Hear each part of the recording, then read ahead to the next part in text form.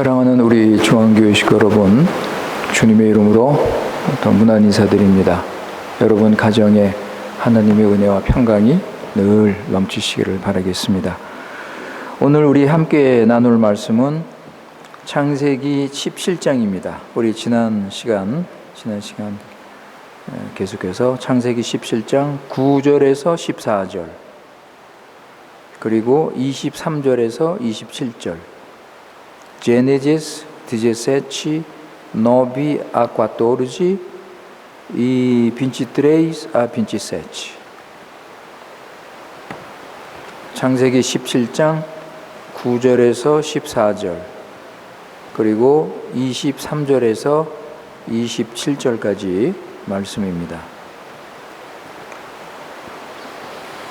이 시간 우리 하나님께서 주시는 말씀 9절, 하나님이 또 아브라함에게 이르시되 그런즉 너는 내 언약을 지키고 내 후손도 대대로 지키라.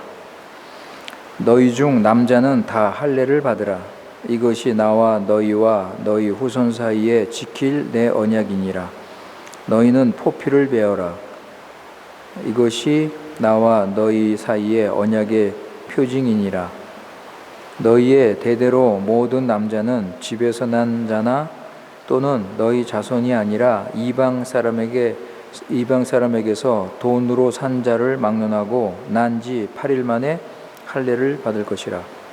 너희 집에서 난 자든지 너희 돈으로 산 자든지 할례를 받아야 하리니 이에 내 언약이 너희 살에 있어 영원한 언약이 되려니와 할례를 받지 아니한 남자 곧 그 포피를 베지 아니한 자는 백성 중에서 끊어지리니 그가 내 언약을 배반하였음이니라.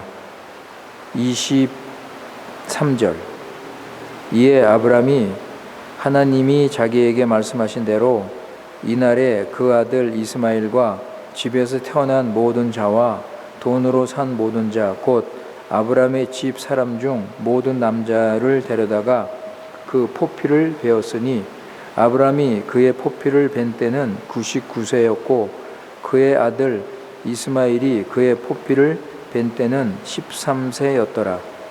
그날에 아브라함과 그 아들 이스마엘이 할례를 받았고 그 집의 모든 남자 곧 집에서 태어난 자와 돈으로 이방 사람에게서 사온 자가 다 그와 함께 할례를 받았더라. 아멘.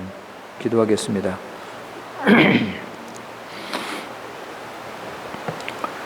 거룩하신 살아계신 우리 여호와 하나님 아버지, 변치 않는 언약적인 사랑으로 우리 새 생명을 주시고 크신 구원을 이루신 지극히 높으신 우리 여호와 하나님께 찬송 영광 돌립니다.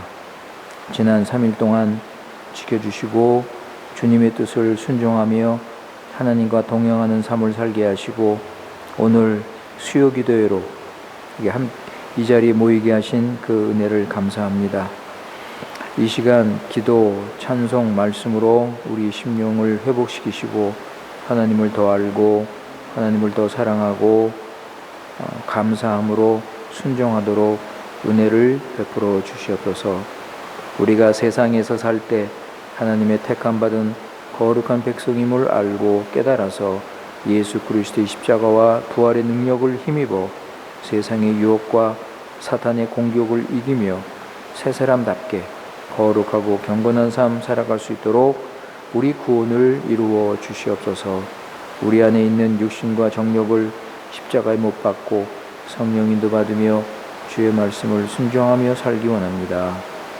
아버지 하나님의 뜻 가운데 우리 중앙교회를 이곳에 세우시고 우리에게 맡겨주셨사오니 하나님의 뜻과 방법대로 교회를 세우게 하시고 하나님의 구원의 역사와 하나님의 나라가 힘있게 나타날 수 있도록 은혜를 베풀어 주시옵소서. 그동안 여러 가지 어려움이 있었습니다. 코로나 때문에 믿음이 약해졌거나 또는 잘못된 가르침이나 그런 헛된 속임수에 흔들렸거나 또 여러 가지 어려운 환경에 눌려 있었다면 우리 아버지 하나님 말씀과 기도와 성령으로 회복하여 주시고 하나님 말씀에 굳게 서서 성령 인도 받으며 주님의 구원을 붙잡고 확신을 가지고 살도록 인도하여 주시옵소서. 우리 교회 식구들 가정과 자녀와 사업을 지켜주시고 필요한 은혜를 내려주시며 물질 때문에 시험이 들지 않도록 필요한 것 늘 채워주시고 하나님의 뜻이 이루어질 수 있도록 은혜를 내려주시옵소서. 아버지, 이 시간 하나님 말씀을 들을 때 우리 마음이 열리고 하나님 말씀으로 받아서 우리의 생각과 교만을 버리고 심령이 새로워져서 하나님 아는 지식에서 자라나는 구원의 역사가 나타나게 하여 주시옵소서. 이 시간 우리 교회 식구들 위해 하늘 위에 위로와 안식과 평강이 넘치기를 바라오며 우리 구주 예수님의 이름으로 기도드리옵나이다. 아멘.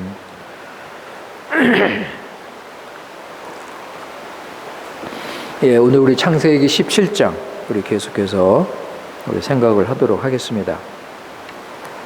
우리 지난 시간에 봤지만은 하나님께서 드디어 아브라함에게 나타나셔서 땅과 자손의 약속을 확인하셨습니다. 그때 아브라함이 나이가 몇 살이라고요? 99세라고 그랬죠? 99세. 그 전에 하나님께서 마지막으로 땅과 자손에 대해서 말씀하신 때가 창세기 15장에 나옵니다. 창세기 15장에 나오는데 그때 아브라함이 아마도 80세 초반 정도, 그 정도 나이가 됐을 것입니다. 그때 하나님은 아브라함에게 내 몸에서 나는 자식이 약속의 후손이 될 것이다 라고 가르쳤습니다. 그리고 밖으로 데리고 나가서 하늘의 별들을 보여주시면서 내 자손이 이렇게 많아질 것이다 말씀하시고 또 땅을 줄 것이라고 약속을 하셨습니다. 그때 아브라함이 믿어서 의로움 받았다고 그랬죠?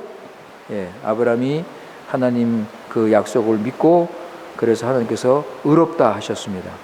그리고 아브라함이 이제 꿈을 꾸는데 그 짐승을 쪼개서 그 바닥에 이렇게 눕혀놨는데 그 사이로 횃불이 지나갔습니다.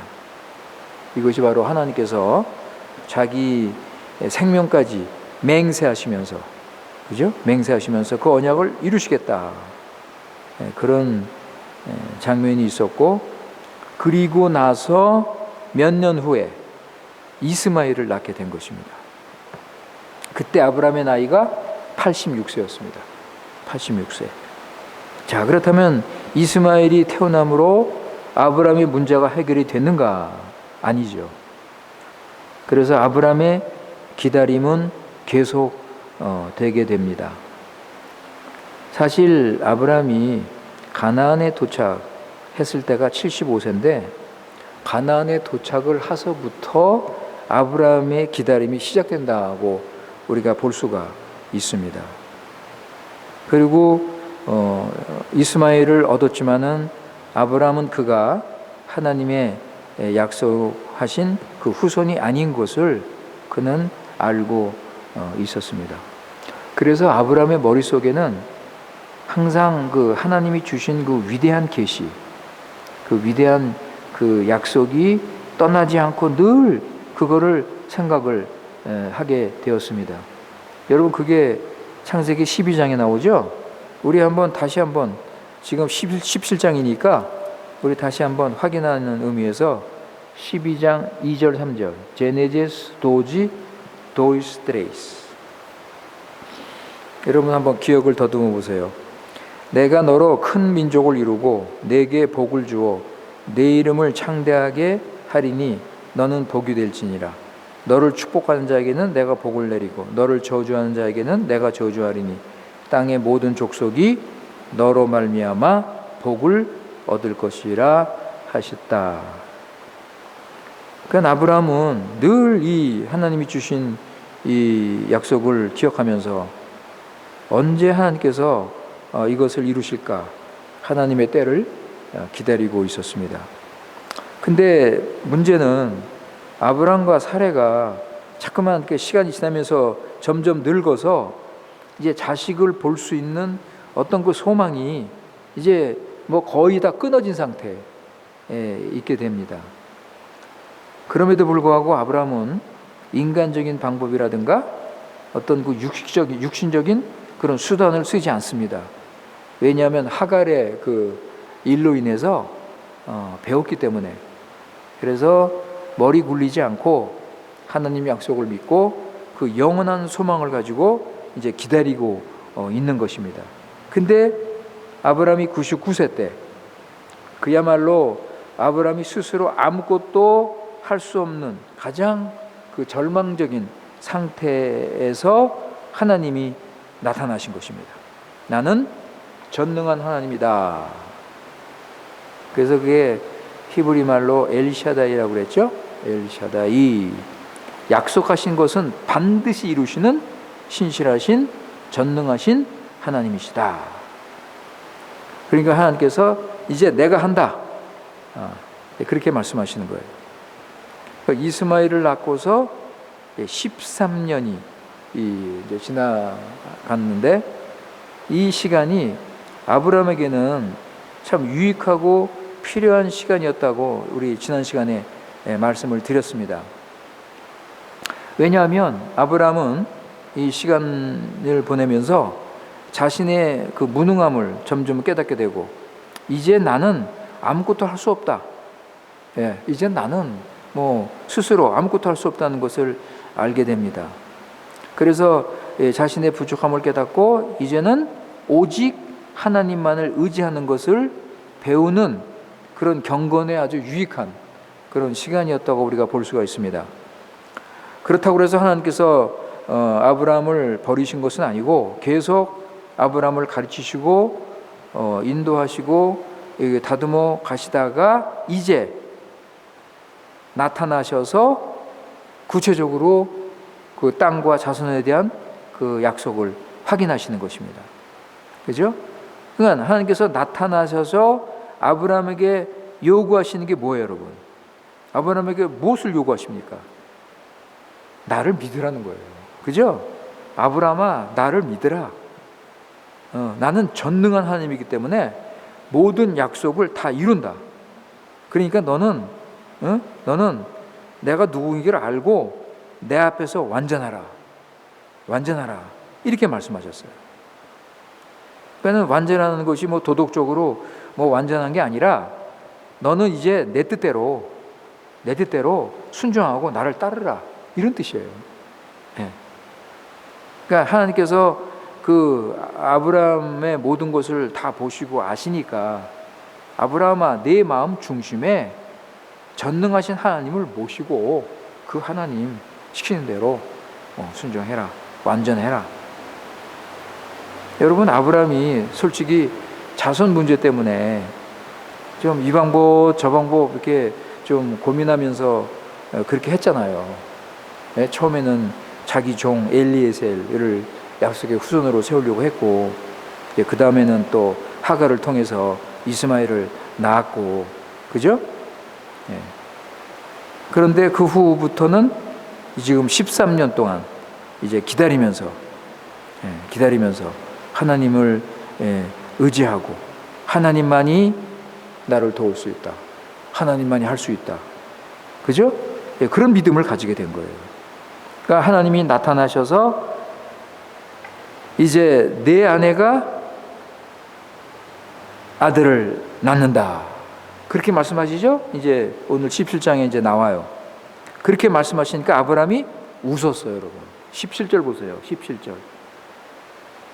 아브라함이 엎드려 웃으며 그랬습니다. 마음속으로 이르되 100세 된 사람이 어떻게 자식을 낳을까?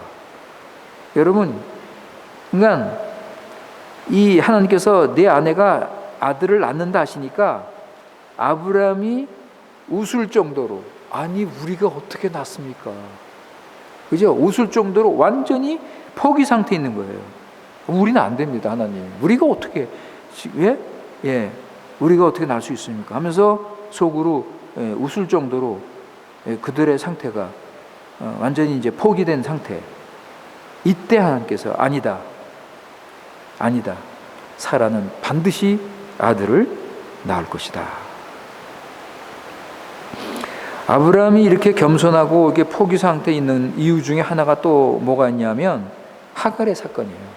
지난 주일에 잠깐 말씀드렸죠? 지난 시간에 잠깐 말씀드렸는데 하갈의 사건, 그 실수한 것이 여러분 그 마음에 걸리는 거예요. 여러분 그 시편에 보면 다윗이 소년 시절에 지은 죄를 그때 어른이 돼서 고백하는 것을 볼 수가 있습니다. 시편 25편인가요? 전 기억은 잘 안 나는데 소시 때 지은 죄를 나이가 들어서 그걸 기억하면서 마음 아파하는 거. 여러분 이게 경건한 분들의 마음이에요. 그러니까 아브라함이 하갈 사건이 마음에 걸렸기 때문에 회개하는 마음을 가지고 자신을 낮추고, 내가 하나님 앞에 뭘 내가 구할 수 있을까? 그죠? 이런 겸손한 마음을 가지고 잠잠하게 참고 기다린 거예요, 여러분. 여러분 한번 생각해 보세요. 아브라함 당시에 성경책이 있습니까? 교회가 있습니까? 성경 공부가 있습니까? 예수님이 오셨습니까? 성령 하나님이 오셨습니까? 그야말로 타지에서 우상문화, 이방 종교, 이런 그 악한 세상의 그 물정에서 큰 무리를 이끌면서 여기저기 장막치고 다니면서 이들의 생활을 보장해야 하는 책임자였어요. 그러니까 이런 참 힘들고 어려운 환경에서 어떻게 하나님을 기다리는 그 마음을 가지고 하나님 바라보고 소망을 가질 수 있느냐. 그죠, 여러분? 이거 쉬운 거 아니에요. 지금 우리처럼 이런 좋은 환경 속에서도 하나님 안 믿고 사는데, 아브라함처럼 그런 진짜 아무것도 없잖아요. 그런 열악한 환경에서 기다립니까? 그 답이 어디 나오냐면 바로 히브리서 11장에 나오는 거예요. 아브라함의 믿음이 믿음. 아브라함의 믿음. 믿음으로 인내하고 믿음으로 소망을 가지고 기다리는 거예요. 그래서 아브라함을 믿음의 조상이라, 믿음의 아버지라고 하는 거예요, 여러분.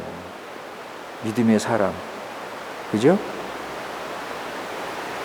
지금 우리는요, 아브라함보다 훨씬 믿기 좋은 환경인데 왜 아브라함보다 믿음이 적습니까? 왜 아브라함처럼 믿음 못 보여줍니까? 우리는 기다리질 못해요. 여러분, 우리는 기다리질 못하고 하나님을 전적으로 의지하지 못하기 때문에 그런 거예요. 하나님 믿기보다는, 하나님 믿고 기다리기보다는 우리 머리 굴리고, 그죠? 우리 생각대로, 우리 방법대로 그냥 1절 말씀. 아브라함에게 나타나서 그에게 이르시되 나는 전능한 하나님이라 너는 내 앞에서 행하여 완전하라. 이거를 살지 못하는 거예요. 그렇게 말씀이 넘치고 성경 공부는 많고 예배는 많은데, 근데 참된 믿음은 어디 갔는가? 진짜 주님 믿는 사람들은 어디에 있습니까, 여러분? 그러니까 우리도 아브라함처럼 나는 안 됩니다. 주님, 저는 못합니다. 포기하고 하나님이 하시도록 기다리면서 하나님 앞에서 내 생각, 내 머리 굴리고 이렇게 하지 말고 하나님의 뜻에 그저 순종하고 하나님과 동행하는 삶을 살아야 될 것입니다. 다시 본문으로 가면, 자, 하나님께서 나타나셔서 아브라함의 이름을 바꾸셨죠? 이름을 바꾸시고 너로부터 나라와 여러 왕들, 나라와 많은 왕들이 나올 것이다. 그리고 7절, 8절에 보시면 하나님께서 언약을 다시 확인하시죠? 언약을 다시 확인하시고 반드시 너에게 땅과 자손을 줄 것이다. 9절에 보세요. 오늘 이제 9절부터 읽었는데 9절에 보시면 너와 네 자손, 그죠? 너와 네 자손은 지킬 거 지키고 순종하라는 거예요. 그죠? 너와 내 자손. 내 언약을 지키고 내 후손도 대대로 지키라. 그러니까 이제부터 본격적으로 창세기 12장의 복의 약속, 즉 아브라함이 복의 근원이 된다는 그 약속이 이제 실행이 되는 거예요. 하나님의 구속 역사, 하나님의 나라가 아브라함의 믿음과 순종을 통해서 모든 족속에게 임하게 되는 것입니다. 하나님은 아브라함에게 이 9절 말씀을 통해서 순종을 요구하시는 거예요. 즉 내 앞에서 너는 완전하라. 이 말씀을, 언약을 지켜라. 이렇게 번복해서 말씀을 하시는 것입니다. 10절에 보시면 여러분 할례가 나옵니다. 할례. 오늘은 좀 우리가 할례에 대해서 생각을 해야 되는데, 할례를 받으라. 너희 중 남자는 할례를 받으라 그랬습니다. 여러분, 할례는요 하나님의 언약의 표입니다. 언약의 표, 언약의 표시. 어떻게 할례를 받아요? 양피를 베어라. 그죠? 그러니까 남자 생식기, 남자 생식기에 그 살을 표시하는 거예요. 남자 생식기 그 살에 표시하는 겁니다. 그러니까 할례는 하나님 백성이라는 하나님의 보증, 확실한 표적이에요. 하나님 백성이라는 표시입니다. 하나님의 언약에 신실하지 못하고 잊어버리기 잘하는 인간의 약점을 하나님께서 아시고 그 몸에 언약의 표를 두시는 것입니다. 그리고 그 표시를 볼 때마다 하나님께서 언약을 반드시 지키신다는 것을 믿으라는 거예요. 그리고 할례는 결혼 반지 같은 그런 역할을 하기 때문에 할례를 받음으로 인해서 언약 백성이 되는 게 아니라 언약 백성이니까 할례를 그 표로 주신 것입니다. 그러니까 하나님과 특별한 관계를 맺고 있는 백성이라는 것을 보여주는 표식이에요, 여러분. 표적입니다. 10절에 보면 할례는 하나님과 아브라함 그리고 아브라함 후손과 맺는 언약입니다. 그죠? 11절 보시면 너는 그 양피를 베어라, 포피를 베어라. 이것이 나와 너희 사이에 언약의 표징이다 그랬어요, 여러분. 그죠? 언약의 표징이다. 그런데 남자만 할례를 받으라 그랬습니다. 10절에 보시면 남자는 다 할례를 받아라 하고 언급하는데, 그러면 여자는 할례를 안 받으면 여자는 언약 백성이 아닙니까? 언약에서 떨어진 자들입니까? 그건 아니죠. 그건 아니고 남자 안에서 전체 백성을 거룩하게 하셔서 그분에게 속하게 하시는 것입니다. 그러니까 하나님은 남녀를 구분하지 않고 남녀가 하나님의 약속의 확증을 받게 하십니다, 여러분. 그죠? 그렇게 일이 진행이 돼요. 그죠? 그런데 여기서는 여자들도 남자에게 연합함으로 언약의 표에 참여하는 조건으로 남자의 몸에 이 표를 새겨 두신 것입니다. 11절에 보면 이제 양피를 베어라 그랬는데, 양피는 남자, 아까도 말씀드렸지만 남자 생식기의 그 살, 그 껍질을 이제 자르는 거예요. 그 베는 겁니다. 그래서 칼비는요, 얼핏 보기에는 아주 이상스럽고 이해가 안 되는 명령처럼 보인다 그랬어요. 그죠, 여러분? 하나님과 거룩한 예식인데, 하나님과 거룩한 예식을, 언약을 표시하는 건데, 그걸 갖다 무슨 이렇게 남자의 거기를 이렇게 잘라가지고서 이렇게 한다는 게, 이게 좀 이해가 안 되지 않는가라고 칼빈이 이야기를 했습니다. 하나님이 거룩한 언약인데, 아브라함 민족과 다른 민족이 구별되는 구원의 표시인데, 예? 언약 안에 하나님의 의, 구원, 이 복이 약속된 예? 그런 것인데, 그런 신령한 것인데, 과연 이렇게 이 남자 생식기를 잘라서 이 표를 표시하는 게 이게 적절한 방법인가? 이렇게 생각하는 사람들이 있을 거란 말이에요. 그런데 칼빈이 뭐라고 그래요? 하나님께서 이런 방식으로 할례를 명하신 이유가 있다는 거예요. 그게 뭐냐? 인간에게 속한 것은 무엇이든지 더럽다는 것을 하나님께서 이 할례를 통해서 보여주신다는 거예요. 그러니까 아무리 그 사람이 종교적이고 뭐 믿음의 사람이고 뭐 훌륭한 인격을 가지고 있다 해도 하나님은 할례를 통해서 그들을 모두 죄인으로 정죄하신다는 거예요. 그래서 그들의 부패된 성품이 드러나고 그들의 육신을 의지하지 않도록 하나님께서 할례를 통해서 가르쳐 준다는 거예요. 여러분, 사실 아브라함이 하갈의 그 실수가 자신의 생식 기능을 의지했기 때문에 아닙니까? 그죠? 할례를 통해서 그런 육적이고 더러운 생식기를 잘라 버리라는 거예요. 무엇인지 하나님이 아닌 것, 다른 것을 의지하는 것은 우상입니다. 그러니까 하나님께서 거기에다가 칼을 대고 잘라버려라. 그렇기 때문에 우리 살에는 할례의 흔적이 남아 있어야 된다는 거예요. 13절 하반절 보세요. 오늘 말씀 13절 하반절. 내 언약이 너희 살에 있어 영원한 언약이 되리라. 너희 살에 내 언약의 표시가 있다는 거예요. 그게 영원하다는 거예요. 하나님 외에 우리가 의존하는 것은 여러분 다 잘라버려야 됩니다. 우리 육신, 우리 더러움, 우리의 욕망, 이런 거 다 잘라버리셔야 됩니다. 내 언약이 너희 살에 있다는 것을 기억하라. 너희 의존하는 것 다 잘라버리고 육체를 부인하고, 그죠?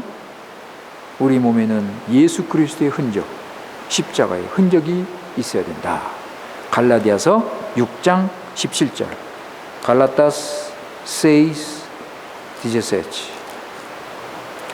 갈라디아서 6장 17절.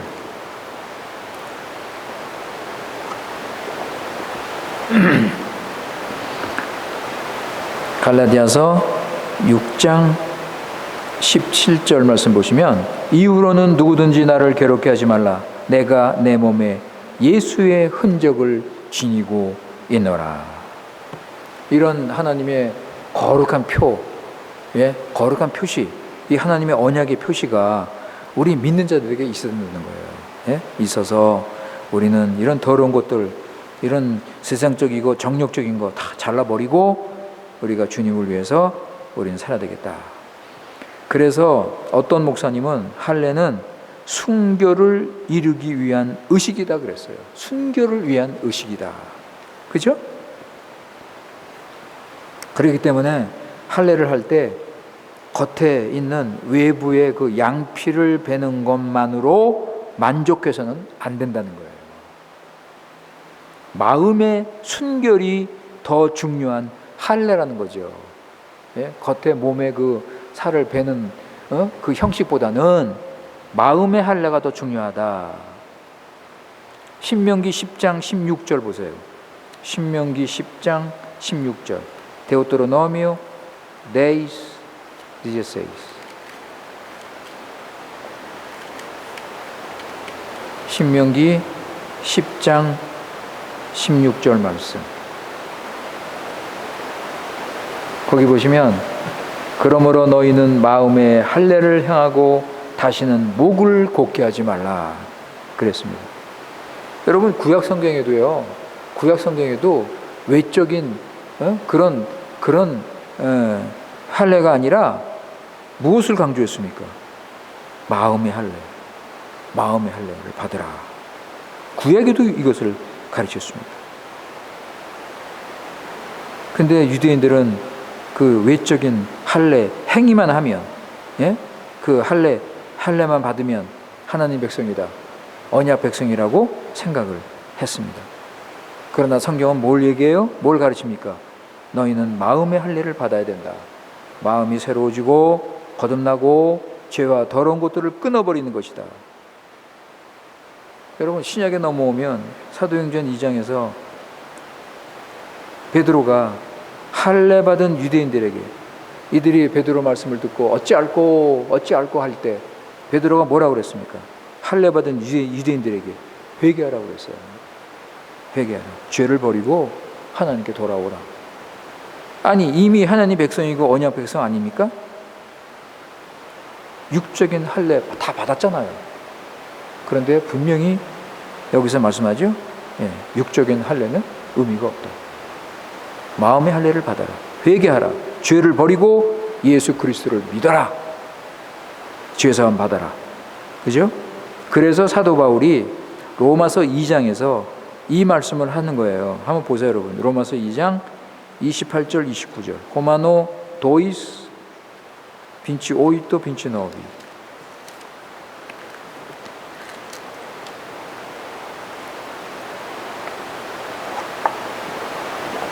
로마서 호마노 도이스 빈치 오이토 빈치 노비. 로마서 2장 28절 29절. 로마서 2장 28절 29절. 거기 보시면 무릇 표면적 유대인이 아니요 표면적 육신의 할례가 아니니라. 오직 이면적 유대인이 유대인이며 할례는 마음에 할지니 영에 있고 율법 조문에 있지 아니한 것이라. 그 칭찬이 사람에게서가 아니요 다만 하나님에게서니라. 그랬습니다. 사도 바울이 여기서 뭐라고 그래요, 여러분? 무엇이 참된 할례인가? 그죠? 누가 참된 유대인인가? 사도는 이것을 지금 가르치고 있는 거예요. 그러니까 육적인 할례를 받는다고 참 유대인이 아니라는 거예요. 그죠? 육적인 할례 받았다고 무조건 참된 유대인이 되는 게 아니라는 거예요. 그런데 대부분 이스라엘 사람들은 어떻게 생각했습니까? 자신들은 육적인 할례를 8일 만에 태어났을 때 육적인 할례를 받았기 때문에 할례 표시가 있다. 자기는 언약 백성이다. 하나님 백성이다. 이렇게 생각을 했단 말이죠. 그러나 사도는 참 유대인은 육적인 할례만이 아니라 영적인 할례를 받아야 된다. 그죠? 영적인 할례. 그러니까 성령으로 마음에 행해진 할례를 받은 자가 진짜 이스라엘 백성이다. 참된 유대인이라. 그리고 이 참된 유대인들은 율법을 순종한다. 율법을 순종함으로 할례 받은 자로 인정을 받는 것이라는 거예요. 만약에 유대인이라고 하면서 할례 받았다고 하면서 율법을 순종하지 않으면 그의 할례는 거짓된 것이다. 그러니까 할례 받는다고 모두 구원을 받는 게 아니라는 겁니다, 여러분. 여러분 지금 마찬가지예요. 지금 세례 받는다고, 세례 받았다고 모두 구원 받습니까? 구약의 할례는 신약의 세례를 예표하는 거잖아요. 그러니까 할례와 세례를 받았다고 해서 그 사람이 구원을 받는 것이 아니다. 그래서 모세는 이스라엘에게 행한 마지막 연설, 그게 뭐예요? 신명기죠? 예? 가나안을 이제 눈앞에 두고 마지막 연설에서 마음의 할례를 받으라. 아까 우리 신명기 10장 봤죠? 지금은 30장 보세요. 30장. 신명기 30장 6절. Deuteronomio 36. Deuteronomio 신명기 30장 6절. 신명기 30장 6절. 내 하나님 여호와께서 내 마음과 내 자손의 마음에 할례를 베푸사 너로 마음을 다하여 뜻을 다하며 내 하나님 여호와를 사랑하게 하사 너로 생명을 얻게 하실 것이며. 그죠? 마음의 할례를 베푸신다고 그랬어요. 하나님께서 마음의 할례를 베푸사. 오직 하나님만이 마음의 할례를 베풀 수 있습니다. 그러니까 여러분, 아브라함의 후손들이 그의 자식들에게 할례를 행할 때 하나님께서 자기 자녀들 마음을 새롭게 하시고 깨끗게 해달라고 기도를 해야 돼요. 그죠? 할례 받고 반드시 거듭나고 새 생명 얻어서 이스라엘 창백성으로 되도록 기도를 해야 되는 거예요. 우리 지난주에 3명 새신자 교회 식구를 우리가 참 기쁜 마음으로 받았죠. 그런데 입교식 자체가 중요한 게 아니라 입교식 전에 이미 예수 믿고 회개하고 구원을 받아야 되는 거잖아요. 입교식은 구원의 증거 열매가 있는 새신자들을 그리스도의 몸된 교회 지체로 받아들이는 예식입니다. 그죠? 그들의 구원을 확인하고 지역교회, 우리 중앙교회죠. 지역교회 회원으로 소속시키는 거예요. 중요한 것은 할례, 세례, 새신자의 예식보다는 하나님의 은혜로 마음이 새롭게 돼서 변화되는 것입니다. 우리 하나님은 전능하신 하나님이시기 때문에 얼마든지 우리에게 새 생명을 주시는 분이십니다. 그래서 하나님께서 사라에게 내가 아들을 낳을 것이다. 아니, 사라의 태가 죽었잖아요. 사라의 태가 죽었다고 그랬잖아요. 그런데 아브라함은 죽은 자를 살리시고 없는 것을 있는 것처럼 부르시는 그 하나님을 믿었습니다. 아까도 말씀드렸지만 구약의 할례는 지금 세례로 바뀌었습니다. 구약의 유월절이 성찬으로 바뀐 것과 마찬가지입니다. 그러나 이 성례들의 근본적인 원칙, 그 정신, 그 의미는 신약과 구약은 같습니다. 구약 시대에는 할례와 유월절로 언약의 표시가 되었고, 그로 말미암아 이스라엘 백성을 하나님 백성으로 삼으신 거잖아요. 근데 신약에 와서는 할례가 유월절이 세례와 성찬이라는 형식으로 바뀌었습니다. 그런데 이것들이 각각 다른 것이 아니라 근본적으로 하나라는 거예요. 같다는 거예요.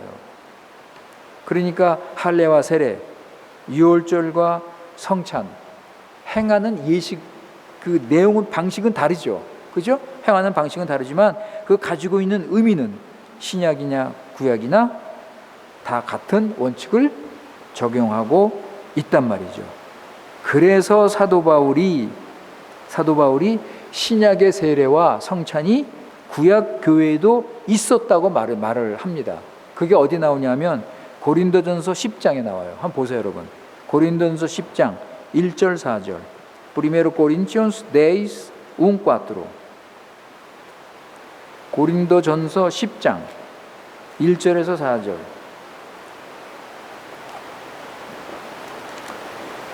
고린도전서 10장 1절에서 4절입니다.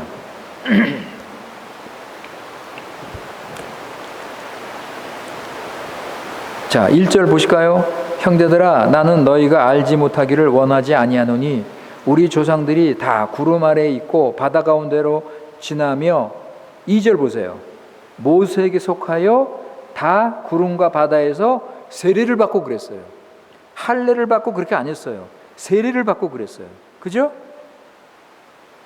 그러니까 구약교회 사람들도 세례를 받았다고 하는 거예요, 지금. 3절에 보면 다 같은 신령한 음식을 먹었다고 그랬는데, 구약 백성들도 이 거룩한 음식, 이게 뭐예요? 성찬이잖아요. 거룩한 음식을 먹었다는 거예요. 그러니까 신학교에서 세례하고 성찬 받는 것처럼, 예? 세례받고 신령한 음식을 먹었는데 구약 성도들도 똑같이 세례받고 이 거룩한 음식, 이걸 먹었다는 거예요. 4절에 보시면 다 같은 신령한 음료를 마셨으니 이는 그들을 따르는 신령한 반석으로부터 마셨음에 그 반석은 곧 그리스도니라. 여러분, 구약 식구들도 이 만찬을 먹고 예수님의 생수를 먹었다. 즉 예수님 믿고 구원 받았다는 거예요, 여러분. 그러니까 구약 사람들도 이렇게 안 하면, 이렇게 예수 믿고 세례 받고 성찬을 먹었으니까 구원을 받았다는 거예요. 이렇게 안 하면 구약의 성도도 구원을 받을 수 없다는 거죠. 그래서 사도는 골로새서 2장 11절에서 구약의 할례를 그리스도의 할례라 이렇게 부르는 거예요. 그러니까 신약에 있는 성도들도 구약의 할례를 받은 거라는 거예요. 예수님 안에서. 그러니까 신약 구약에 있는 그 성례가 내용이 하나고 같은 정신이고 같은 원칙이라는 거죠. 자, 우리 본문으로 돌아오세요. 본문으로 돌아오시면 13절에 보면 영원한 언약이 나오죠. 영원한 언약. 너희 언약이 살에 있어 영원한 언약이 된다고 그랬습니다. 할례로 나타난 하나님의 언약이 영원하다고 말씀합니다. 그래서 유대인들은 지금도 할례를 계속하잖아요. 그런데 우리는요. 우리는 할례를 더 이상 계속 안 하죠. 우리는 세례를 받고 있습니다. 우리는 할례를 행하지 않기 때문에 할례가 폐지됐습니다. 우리 예수님께서 오신 후에 구약의 모든 의식은 끝나고 그래서 할례도 끝났습니다. 왜냐하면 예수님이 율법의 마침이기 때문에, 율법의 끝이기 때문에 그렇습니다. 그래서 구약의 성전도 끝난 거예요. 구약의 성전, 구약의 안식일도 끝난 것입니다.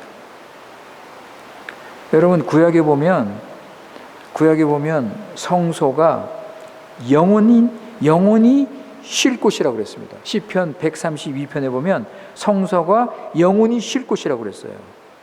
할례도 영원한 언약이라고 그랬습니다. 그러나 예수님 오셔서 성전과 할례는 없어졌어요. 폐지가 됐어요. 이것이 무슨 뜻이냐면 할례의 의식은 끝났지만 할례의 본질, 그 정신은 예수님 때문에 계속된다는 거예요. 할례의 표는 바뀌었지만 예수님께서 중보자로서 그 진리는 영원히 계속 된다는 것입니다. 그렇기 때문에 여러분, 우리는요, 외적으로 세례받는 거, 외적으로 세례받는 거, 그걸로 만족해서는 안 됩니다. 예수님이 죽으심으로 영적으로 할례를 받는 거, 세례를 받는 거, 이것이 바로 중요한 것입니다. 그죠? 영적으로 할례를 받는 게 그게 바로 세례예요. 세례는 우리의 죄책과 죄 오염을 다 제거하고 예수님과 함께 죄에 대하여 죽고 새 사람으로 다시 태어난다고 사도 바울은 로마서 6장에서 가르칩니다. 보세요, 여러분. 로마서 6장 3절 4절. Romanos 6, 3, 4. 여러분, 이 말씀 로마서 6장은 참 중요한 말씀이잖아요. 로마서 6장 3절 4절. 로마서 6장 3절 4절. 무릇 그리스도 예수 합하여 세례를 받은 우리는 그의 죽으심과 합하여 세례를 받은 줄을 알지 못하느냐. 예수님과 함께 죽는 거예요, 세례는. 그러므로 우리가 그의 죽으심과 합하여 세례를 받음으로 그와 함께 장사되었나니 이는 아버지의 영광으로 말미암아 그리스도를 죽은 자 가운데서 살리신과 같이 우리로 또한 새 생명 가운데서 행하게 하려 함이니라. 그러니까 세례를 받은 성도들은 육체와 정욕을 십자가에 못 박고 부활하신 예수 그리스도와 함께 새 생명을 받은 자로서 거룩한 삶을 살아가는 것입니다. 자, 우리 본문으로 다시 돌아오시면 누구에게 할례를 주라고 그랬습니까? 누구에게 할례를 줘요? 12절 13절에 보시면 아브라함뿐만이 아니라 그 집에 있는 모든 남자, 돈으로 산 남자까지도 할례를 받으라. 그죠? 본격적으로 하나님 약속이 이제 현실적으로 이루어지는 겁니다. 단지 아브라함 아들만이 아니라 아브라함 그 식구들만이 아니라, 그죠? 아브라함과 함께하는 자들도 하나님의 보증을 받고 하나님 나라 역사에 동참하는 거예요. 동참하는 것입니다.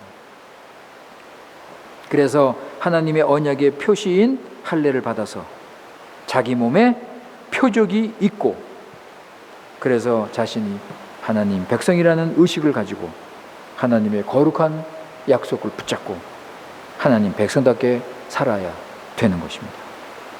말로만 아브라함 자손이다, 언약의 백성이다, 나는 할례를 받았다, 그렇게 주장하는 것은 아무런 의미가 없습니다. 여러분, 나중에 예수님 당시에 자신들의 혈통과 전통만을 가지고 아브라함의 후손이다, 할례 받았다라는 유대인들에게 예수님께서 얼마나 정죄하셨습니까? 자, 14절 보시면 경고의 말씀이 나오죠. 그죠? 할례를 받지 아니한 남자, 이들은 백성 중에서 끊쳐버린다.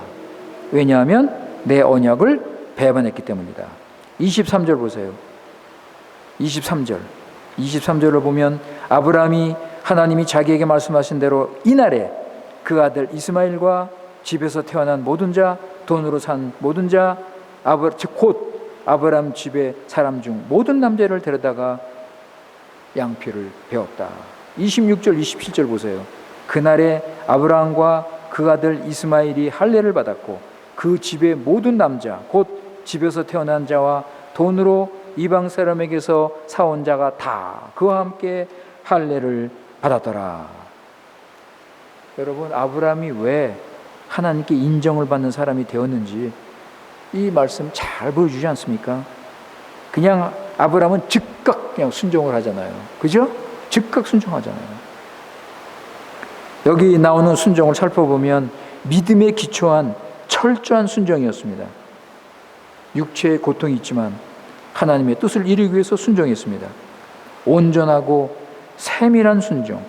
12절, 13절에 나오는 그 말씀 그대로 순종을 했습니다. 그리고 신속한 순종.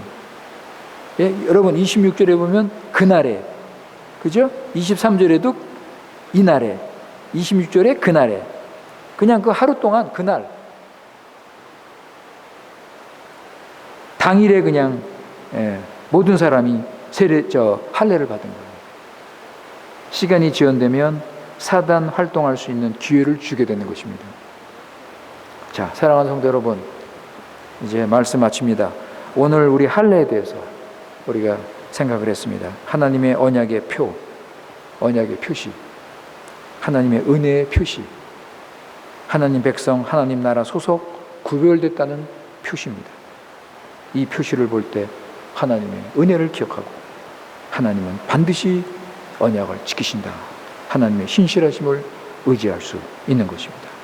세례받은 우리들, 예수님의 죽음과 부활 하나 되어서 새 사람으로서 이제는 우리 예수 그리스도에게 우리 자신을 드리면서 오늘도 하나님의 은혜, 하나님의 신실하심을 믿고 우리는 살아가는 것입니다. 기도하겠습니다. 아버지 하나님, 오늘은 우리 창세기 17장 할례를 통하여 다시 한번 하나님의 진리를 우리에게 가르쳐 주시고 깨닫게 하신 그 은혜 감사드립니다. 구약의 할례가 지금 신약에서 예수 그리스도 안에서 세례로 연결이 돼서 지금 은혜가 계속되고 있고 영원한 언약으로 서 있습니다. 우리가 세례받은 그리스도인이라면 하나님의 언약의 표를 마음에 새기고 죄성과 죄의 능력에서 벗어나서 이제는 성령 인도를 받으며 하나님 백성답게 거룩하고 경건하게 사명을 향하여 우리는 살아가야 될 것입니다. 아버지 하나님, 우리 교회 식구들 하나님의 영원한 언약 이것을 기억하고 하나님 백성으로서 하나님의 구원의 역사를 이루고 하나님의 나라를 믿음으로 이루는 삶을 살아갈 수 있도록 함께하여 주시옵소서. 우리 구주 예수님의 이름으로 기도드리옵나이다. 아멘.